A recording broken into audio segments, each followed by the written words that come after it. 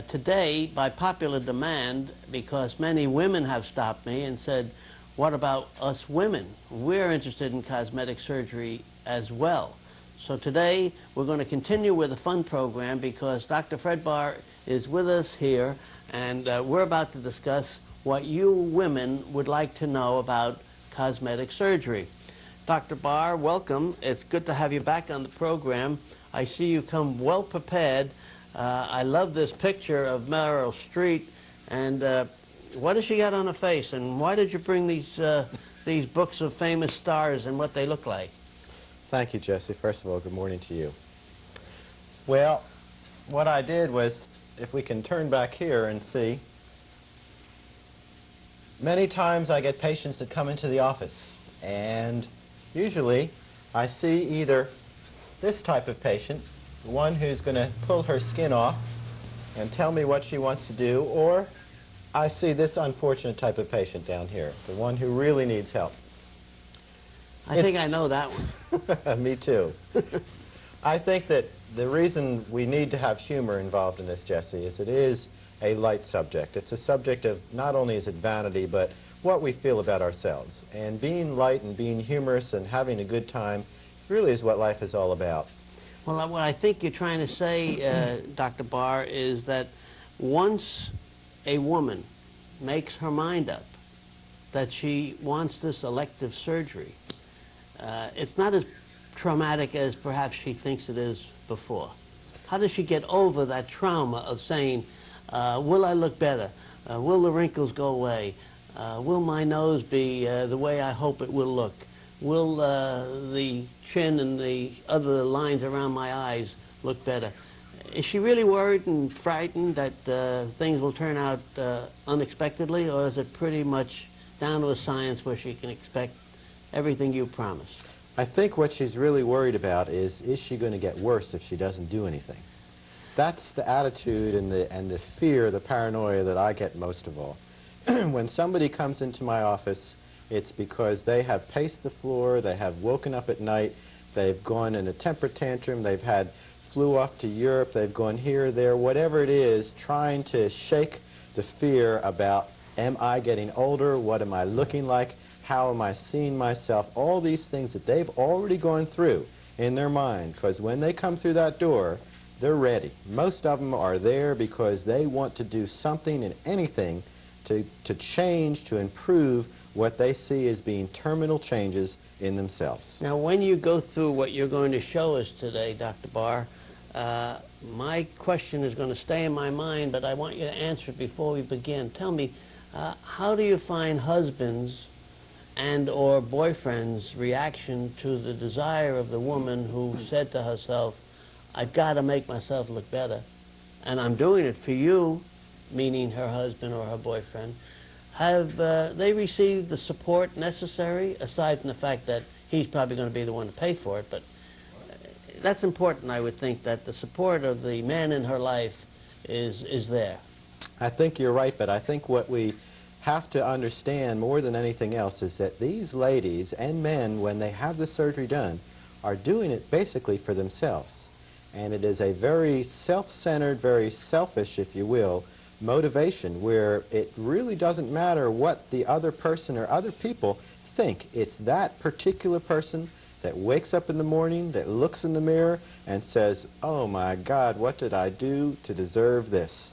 And for the beautiful people that have grown up and have pampered themselves and done everything that they can to stay on top, unfortunately, this is a fact of life. Things change, we mature, we grow older, and you can't turn back the clock. Now, why did you select, of course, Annie Leibovitz is probably the most famous photographer of the world who specializes only in celebrity photographs and portraits.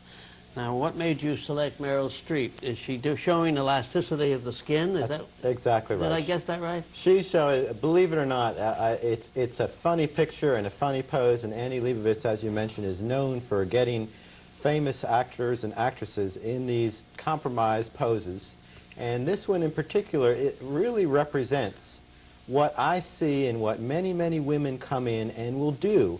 And when I say in front of a mirror, point to the areas that are bothering you. These are areas you got to tell me honestly what you're looking for. This is exactly what a large majority of people will do. They'll come in and they'll pinch and they'll pull and they'll make grimaces and they'll show me, rather than just saying, I don't like this, this, this. They'll do just exactly what she's doing, is pull up here. Look, Doc, show me. I'm going to show you by pulling up here. Get rid of that by doing that. You can do that. That's the tuck. But this lady can't point to any one thing. She just has to go like this. This lady has been out in the sun too long. She's somebody who hasn't taken care of herself with skin creams, somebody who hasn't protected herself from the ravages of the environment, and she's in deep trouble. That's a shock treatment if I ever saw one. This is either, that's right, this is a lady who's in deep trouble, or a man who's in deep trouble that really is looking for some help. Well, tell us, what are you going to do for someone as beautiful as Meryl Streep, as successful as she is, probably loved by 100 million men and women together because of her talent? It still has to be her decision, however, to go through this procedure. That's the most important thing of the whole conversation today. This is nothing that I will do to the patient. This is something that the patient wants to have done to them. There has to be a realistic expectation as to what the patient is looking for and what I realistically can provide through surgery. Somebody comes in like a Meryl Streep, first of all, she's not going to come in now because she can't afford to take off the 3 to 4 weeks post-operative to have this done. She's too busy getting her films done. You had me scared for a minute. I thought you were about to say she can't afford you. I'm sure she could afford me 1,000 times over. But the point is that these are people that have thought about this a great deal, usually have spent a great many years looking and comparing and watching and seeing and trying to do everything they can aside from having gotten to the surgical line and then come in to get a consultation. Okay, you've got her in the office. She says, okay, doctor, I'm all yours. Do you show her 6 different noses, a picture, what she could choose? Do you show her what you hope will turn out to be around her eyes? Or do you just wing it when you get her on the operating table? I wouldn't say wing it, and I wouldn't say we show her different people's noses. What we have to do is, let's take the nose. What we do is we will take pictures. Frontal view, side view, oblique view, and from below. Those pictures are then translated into black and white prints, and then I will spend time, much like an artist will do, correcting or improving the profile, showing the different lines that I'm trying to achieve. What can be accomplished with that person's nose?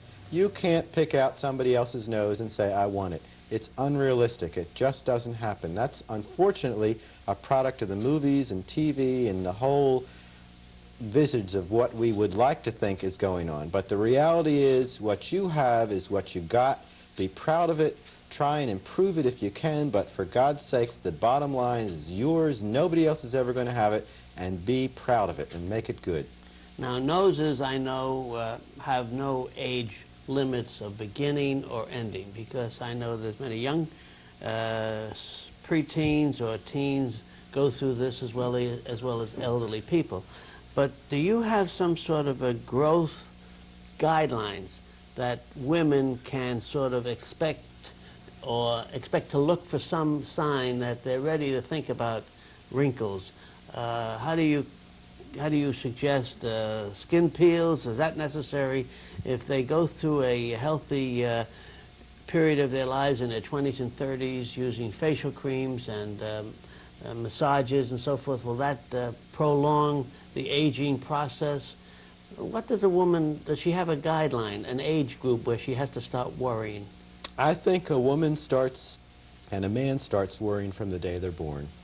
I think as soon as they first see themselves in a mirror and have a self-image, the picture of self-image is very strong psychologically.